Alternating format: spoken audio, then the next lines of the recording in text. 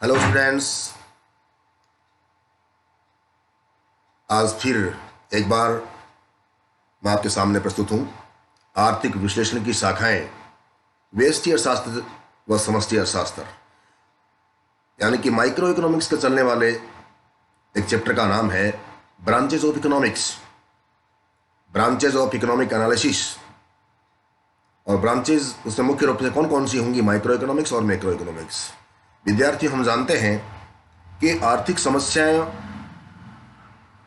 समस्याओं की जो प्रकृति है वो बिल्कुल अलग अलग होती है। बहुत सारी आर्थिक समस्याएं होती हैं और उनको सॉल्यूशन करने के लिए इकोनॉमिक्स में अलग अलग विधियां भी हैं।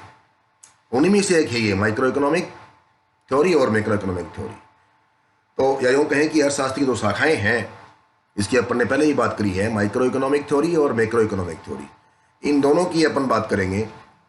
तो माइक्रो इकोनॉमिक थ्योरी क्या है? व्यष्टि अर्थशास्त्र क्या है?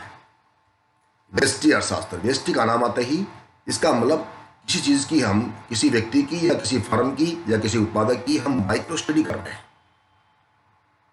उसका सूक्ष्म अध्ययन कर रहे हैं। एक पार्टिकुलर इकाई की हम लोग बात कर रहे हैं। इस प्रकार का एक स्पष्ट सा आशय है इस माइक्रो इकोनॉमिक थ्योरी से।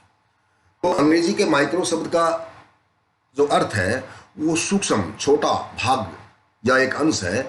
और इस दृष्टि से व्यष्टि अर्थशास्त्र में अर्थव्यवस्था के छोटे छोटे भागों या अंशों का छोटे छोटे रूपों में अध्ययन किया जाता है, और न कि सारी अर्थव्यवस्था का एक ही रूप में, समूचे रूप में। व्यष्टि अर्थशास्त्र में एक व्यक्तिगत इकाई, और वो व्यक्तिगत इकाई कौन सी हो सकती है? वो परिवार, एक उपभोक्ता, एक फर्म, एक उत्पादक, ये हो सकते हैं।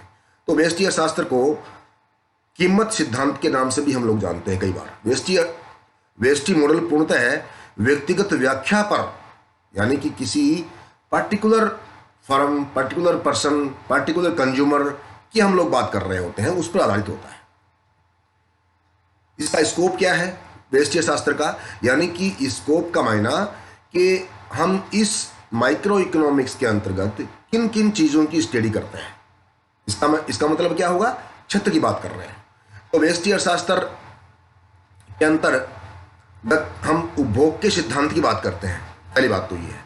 इसके अंतर्गत उपभोग के व्यक्तिक व्यवहार से संबंधित सीमांत उपयोगिता ह्रास नियम, अभी आगे वाले चैप्टर में हम पढ़ेंगे सीमांत उपयोगिता ह्रास नियम, अधिकतम संतुष्टि का नियम और उपभोक्ता की बचत का नियम, मांग की लोच, इनको हम लोग शामिल करते हैं। सीमांत उपयोगिता ह्रास नियम यानी कि सीमांत उपयोगिता के घटने का नियम, अधिकतम संतुष्टि का नियम, उपभोक्ता की बचत। उपभोक्ता की बचत का मतलब कोई भी उपभोक्ता किसी वस्तु के लिए जो कीमत देने को तैयार है और जो कीमत उसे वास्तव में चुकानी पड़ती है, उन दोनों का जो अंतर है वो है कंज्यूमर सरप्लस, वो है उपभोक्ता की बचत। मांग का नियम अन्य बातों के यथा स्थिर रहने पर, हम आगे बात करेंगे, अन्य बातों के यथा स्थिर रहने पर जब वस्तु की कीमत बढ़ती है तो उसकी मांगे गई मात्रा में क्या परिवर्तन आता है, वो है मांग का नियम। मांग की लोच, कीमत में परिवर्तन होने पर मांग में कितना परिवर्तन होता है, मांग की लोच, इलास्टिसिटी ऑफ डिमांड। इन सब पूरी की पूरी बातों का हम अध्ययन आगे करते जाएंगे। तो ये उपभोग का सिद्धांत। दूसरा है उत्पादन का सिद्धांत। उत्पादन की बात भी माइक्रो इकोनॉमिक थ्योरी के अंतर्गत की जाती है, और उत्पादन के सिद्धांत के अंतर्गत हम लोग बात करेंगे उत्पादन के नियम, पैमाने के प्रतिफल, उत्पादन लागत, साधनों का अनुकूलतम संयोग कहाँ हो सकता है, तथा अधिकतम उत्पादन से संबंधित नियम कौन कौन से हैं, उसकी हम लोग इसमें चर्चा करते हैं। दूसरा है एक वस्तु कीमत सिद्धांत। माइक्रो इकोनॉमिक थ्योरी के अंतर्गत हम बात करते हैं वस्तु कीमत सिद्धांत। तो इसके अंतर्गत विभिन्न बाजार अवस्थाओं में फर्मों द्वारा वस्तुओं के मूल्य निर्धारण और लाभ अधिकतमकरण के सिद्धांत का अध्ययन शामिल है। बाजार के रूप कई हो सकते हैं, जैसे कि पूर्ण प्रतियोगी बाजार, एकाधिकारी बाजार, अल्पाधिकारी बाजार, कीमत विभेदीकरण बाजार, अपूर्ण प्रतियोगी बाजार, इन सब के अंतर्गत कोई फर्म किस प्रकार से अपनी वस्तु का मूल्य निर्धारित करती है, इस बात की स्टडी हम लोग इसमें करते हैं। एक है साधन कीमत निर्धारण। तो साधन कीमत निर्धारण यानी कि जो उत्पादन करने में साधन काम में आए हैं, और साधन कौन कौन से होते हैं? भूमि, श्रम, पूंजी, साहसी, हम लोग ये जानते हैं इस चीज को। तो इनका प्रतिफल किस रूप में मिलता है, इनको प्रतिफल देने में कौन सी समस्याएं आती हैं, उससे संबंधित सिद्धांतों की बात इसके अंतर्गत हम लोग करते हैं। तीसरा है एक आर्थिक कल्याण का सिद्धांत, इकोनॉमिक वेलफेयर। तो इसके अंतर्गत व्यष्टि शास्त्र का उपयोग आर्थिक कल्याण की जांच करने के लिए भी किया जाता है कि कितना वेलफेयर हुआ, जैसे कि उपभोक्ताओं को कितना कितना संतोष प्राप्त हुआ। इस प्रकार कल्याण अर्थशास्त्र निर्धारित आदर्श को प्राप्त करने की मेथड को बताता है। दूसरा है समष्टि अर्थशास्त्र।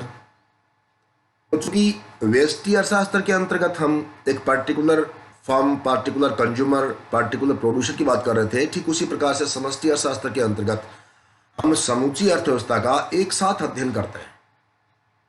जैसे कि एक राष्ट्र का उपभोग, एक राष्ट्र की बचत, एक राष्ट्र का कुल रोजगार, राष्ट्रीय विनियोग, ऐसी जब बात करें इसका मतलब वो पार्ट किसका है? समष्टि अर्थशास्त्र का। तो समष्टि अर्थशास्त्र के अंतर्गत संपूर्ण अर्थव्यवस्था से संबंधित कुल समूह है, जैसे राष्ट्रीय आय है, राष्ट्रीय बचत है, राष्ट्रीय विनियोग है, कुल रोजगार है, कुल उत्पत्ति है, सामान्य कीमत स्तर है, आर्थिक विकास में उतार चढ़ाव, इन सब बातों का अध्ययन जो है मैक्रो इकोनॉमिक्स के अंतर्गत करते हैं।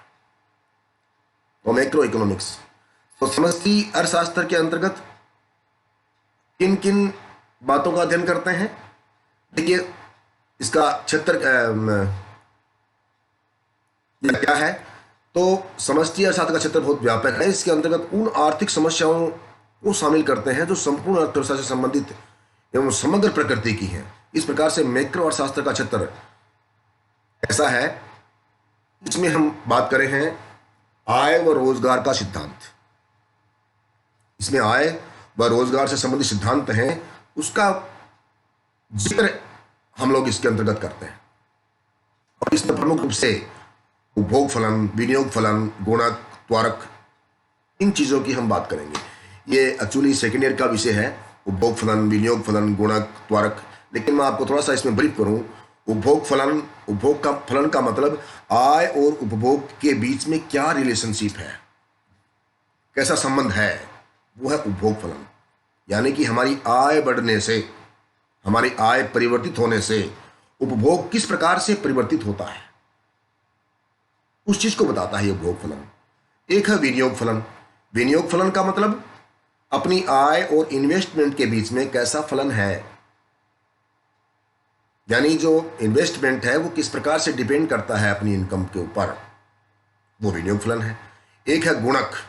गुणक का मतलब हमारा जो निवेश है या विनियोग है वो बढ़ने से या घटने से किस प्रकार से हमारी आय परिवर्तित होती है,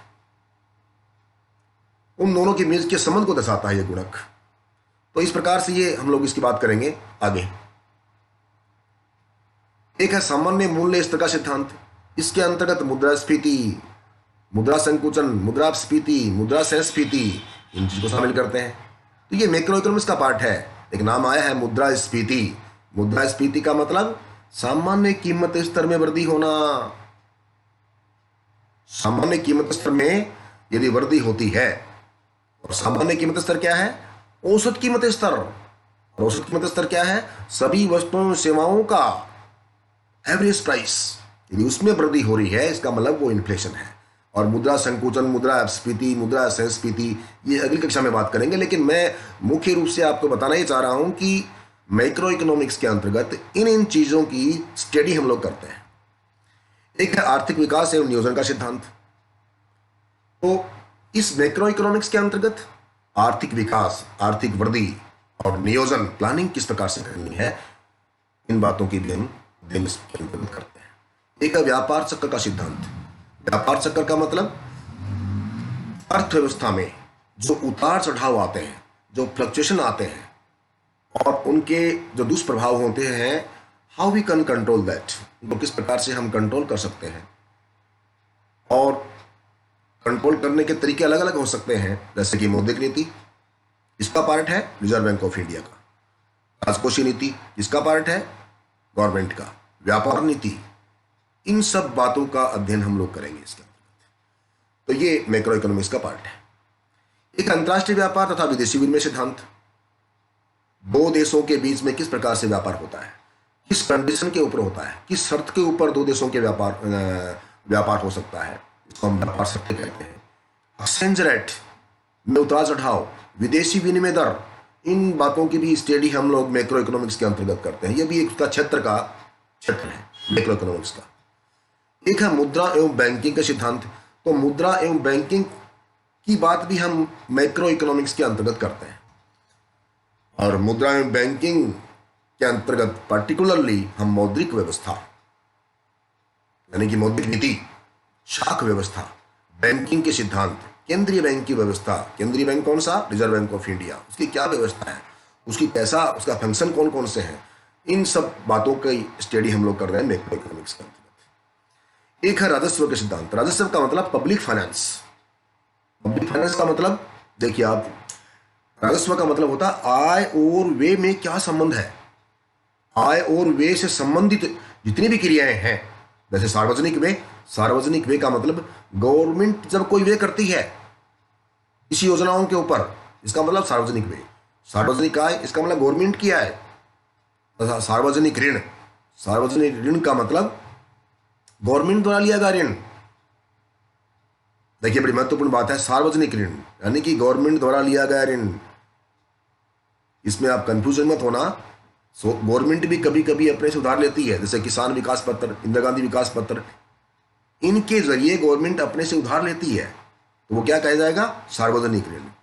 तो ये सार्वजनिक व्यय, सार्वजनिक आय, सार्वजनिक ऋण, ये सारे गवर्नमेंट से संबंधित है, यानी कि गवर्नमेंट की आय और व्यय से संबंधित है। इसका मतलब राजस्व है, तो उससे संबंधित थ्योरी है, उसका जिक्र भी हम मैक्रो इकोनॉमिक्स के अंतर्गत करते हैं।